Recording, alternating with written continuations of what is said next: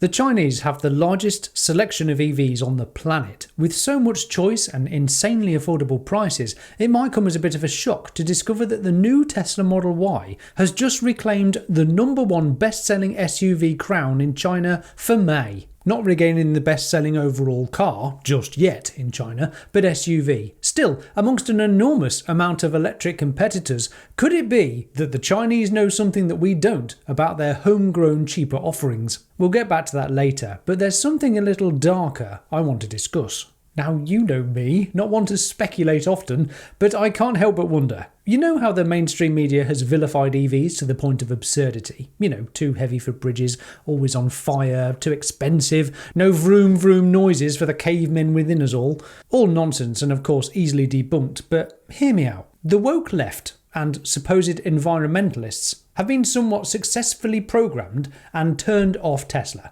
Despite not long ago, the same people were holding Teslas as a beacon of hope for a sustainable future. Now, some are demanding you sell your Tesla, or else vandalism, violence or arson. Charming proposition from truly thoughtful, caring folks. Whilst professional auto journalists suddenly pretend they can't even enter a Tesla, and make such incredulous remarks as, "Don't be a sheep and buy a Tesla, that is."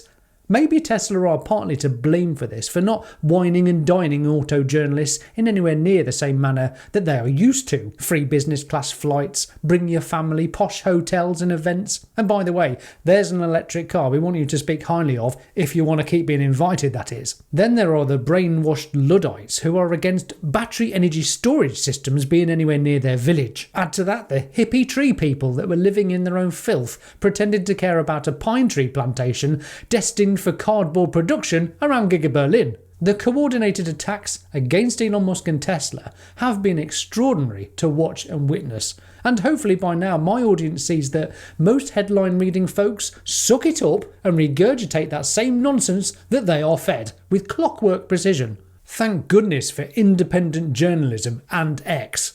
What I'm getting at is this. Could it be that the Chinese market, with its vast array of affordable, homegrown EVs, still sees something uniquely compelling about Tesla? Maybe it's Tesla's relentless innovation, today's superior build quality compared to that of Chinese cars, unrivaled tech, full self-driving, or Elon Musk's vision of a future not just electrified but reimagined with autonomy and the upcoming cybercab. The Model Y reclaiming the #1 SUV spot in China despite fierce competition suggests buyers there aren't just chasing price tags. Perhaps they see through the noise, the propaganda, the coordinated attacks we've witnessed, and see Tesla's value proposition as still the best. Meanwhile, here in the West, the narrative feels darker, a bizarre coalition of media spin, misinformed activists and entrenched interests seem hell-bent on demonising Tesla. The mainstream media peddles fear about EVs, from range anxiety to battery replacements,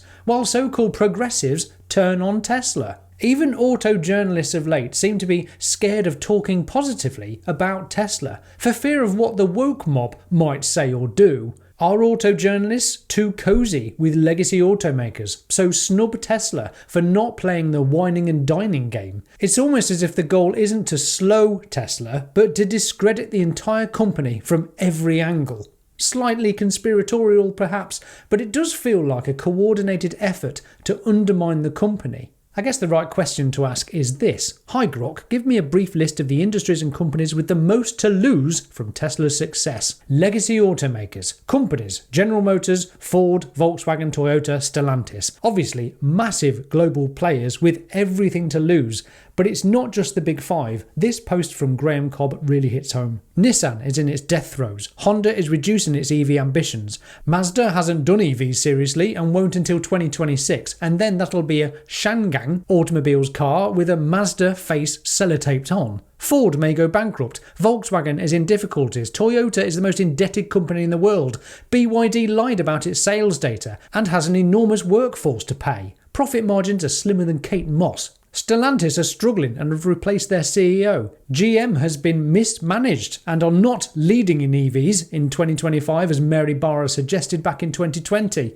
Volvo has a new CEO after struggling with direction and execution, although he's from Nikola Motors. Polestar are struggling. Mercedes build ungood EVs. Startups like Fisker have failed. Graham goes on to say, I sincerely hope all manufacturers survive and thrive, but they all made poor decisions when considering EV adoption, and hardly any took it seriously early enough. There has been one obvious manufacturer that nailed it and was willing to open source its patents in order to expedite EV adoption, yet none took Tesla seriously and thought they knew better. Evidently, they did not. If you're not following Graham Cobb on X, you should. Tesla's EV dominance threatens all of these traditional petrol-powered companies, forcing costly shifts to electric models that'll never catch up to Tesla's lead in technology, brand loyalty, tech and charging infrastructure. Tesla left the start line years ago. Everyone else is still trailing behind. These companies can't catch up because they are cumbersome, traditional, stuck in their ways dinosaur companies. I always think of when Elon Musk was invited on stage by the then only hope of a CEO for Volkswagen Group, Herbert Diess, where both men tried unsuccessfully to convince the over 200 plus Volkswagen executives to go all in on electrification. Judging by the age of the executives in charge,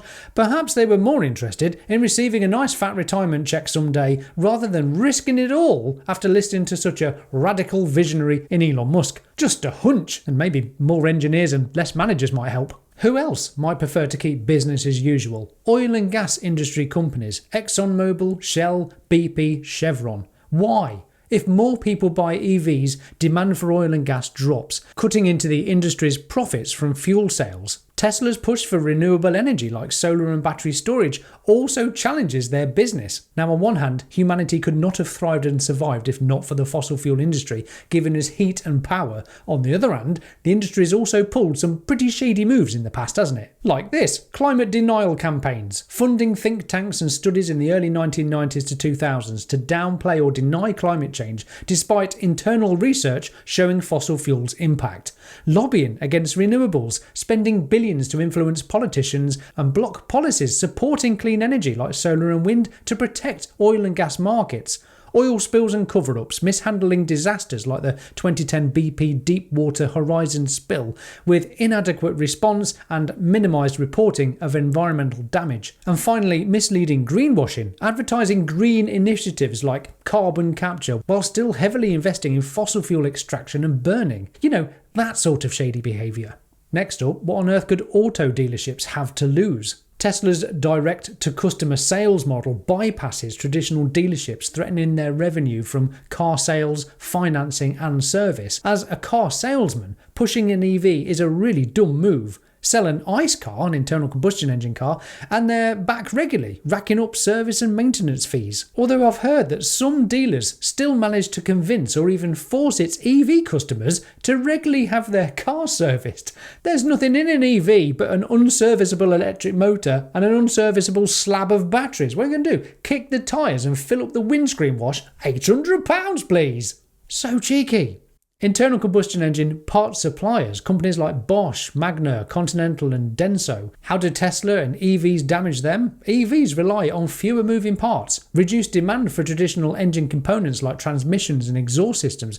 Do you think these companies are happy that the automotive world is going electric? Fossil fuel dependent energy companies, coal and gas heavy utilities. Why would they be upset? Tesla's push for renewable energy via solar products and battery storage challenges reliance on coal and gas for power generation. These massive global industries each face disruption from Tesla's innovations and all EV adoption, to be fair. Just how much they are willing to throw a spanner into the works would be speculative, but I hardly think they're likely to cheer on the electric revolution. But what do you think? So what's the real story here? The Chinese embrace Tesla's Model Y, seeing past the noise to its innovation, tech and perhaps its vision for an electric autonomous future with robotaxis and cybercabs just around the corner. Meanwhile, the West's caught in a web of fierce spin and self-interest. Legacy automakers, oil giants, dealerships, parts suppliers and coal-heavy utilities, all of which stand to lose big time if Tesla wins. Are these big old industries cheering Tesla's disruption? Hardly. They're clinging to a gas-guzzling, profit-churning past, while Tesla races towards a cleaner, smarter tomorrow. So I ask you,